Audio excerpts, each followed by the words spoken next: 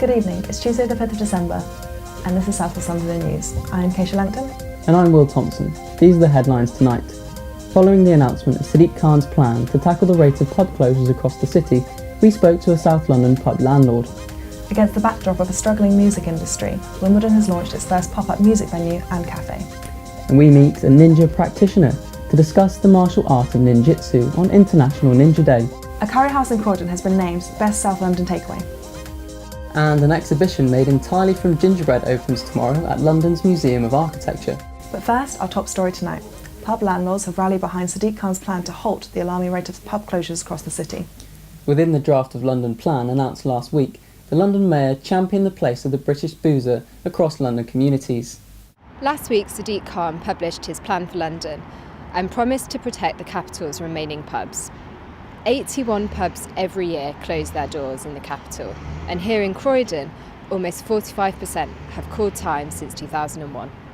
There are just 4 pubs left in East Croydon, including the Porter and Sorter, which has been serving pints for over 150 years. In 2011, residents won a campaign to save the pub from being demolished and redeveloped.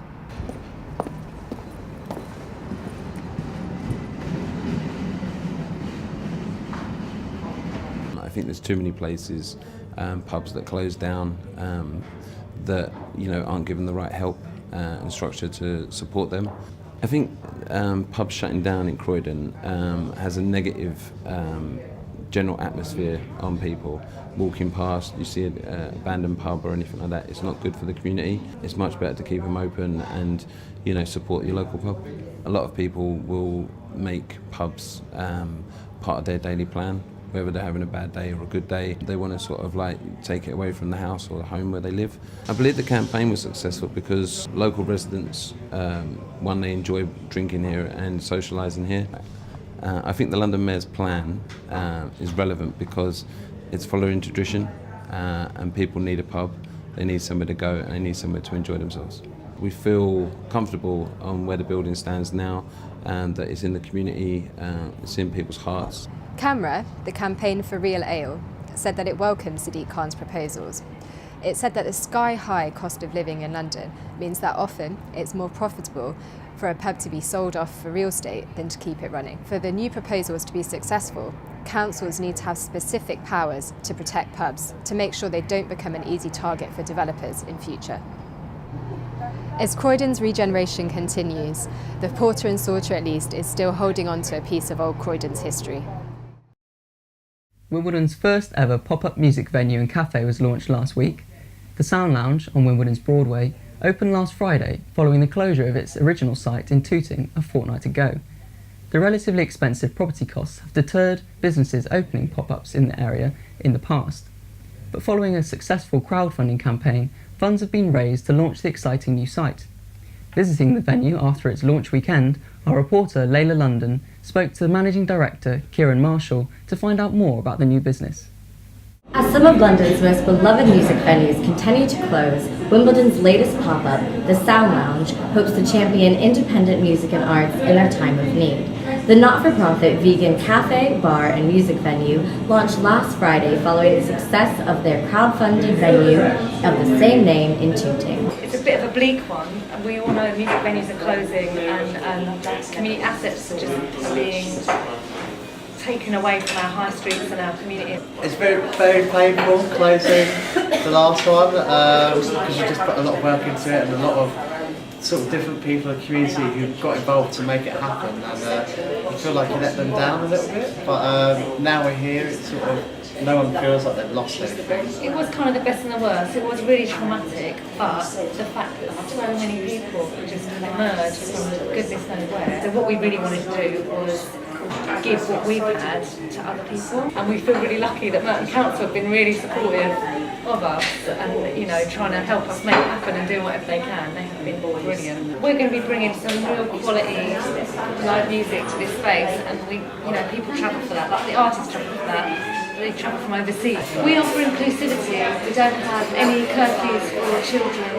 We want to support families who want to socialise together and kids who you know, to learn and be around live music, real live music performance. And we're going to be running our workshops in the day, like music workshops for kids. We're going to be doing our friendship coffee here, which is once a week, free coffees and teas for anyone who's suffering from any sort of isolation.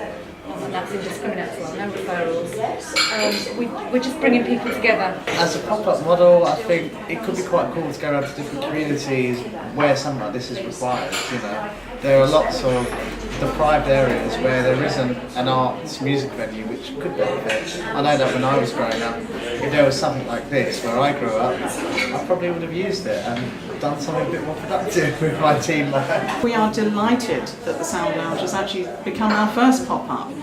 Wimbledon is quite an intense investment for a lot of people. It's quite hot as far as the property prices are concerned, so it doesn't often allow for those independent, smaller businesses to come into the town. You can't beat live music, in my opinion, and you can't beat live music that's not commercial. We need face-to-face, we need live experience, and we need that social exchange, and that's what a pop-up brings you. The Soundlounge will be open in Wimbledon Broadway over the next 3 months. Now that's what I call music. Today marks the 14th annual International Ninja Day, celebrating the rise of the martial art of ninjutsu. To understand the history and what it entails, our reporter spoke with a ninja practitioner who has written a book on the secrets of the art. December 5th is International Ninja Day, first celebrated in 2003. The influence of ninja is felt all over the world. You can find them interpreted in popular modern comics, games, and film, with many characters inspired by the typical secrecy, skill, and heroism. Today we speak to Simon Yo about the Japanese practice of ninjutsu and what it really means to actually be a ninja. Simon holds an incredible 15th degree black belt in ninjutsu after having travelled all over the world studying this very particular kind of martial art. He now teaches children in a school in Fulham, and we're here today to speak to him about what it's all about. It's International Ninja Day, and it's very important because ninjutsu is, although 1,000 years old, is totally valued in today's society. The simplest form is that it's a completely holistic style. So whereas a lot of arts specialise in punching, kicking or locks and throws, not only do we encompass all of those, but we also think about healthy living, how to move more functionally, so that we're positioning our bodies in the most efficient place. Not to say that a lot of the other arts don't do that, but it's more kind of a global view of the human being. Pop culture has been very useful and it's been very unhelpful. In the 70s, it drove a lot of people to this martial art because it was the sort of ninja boom. So lots of ninja films and stuff. The downside of it is that it brings, certainly in the adult class, lots of fantasy.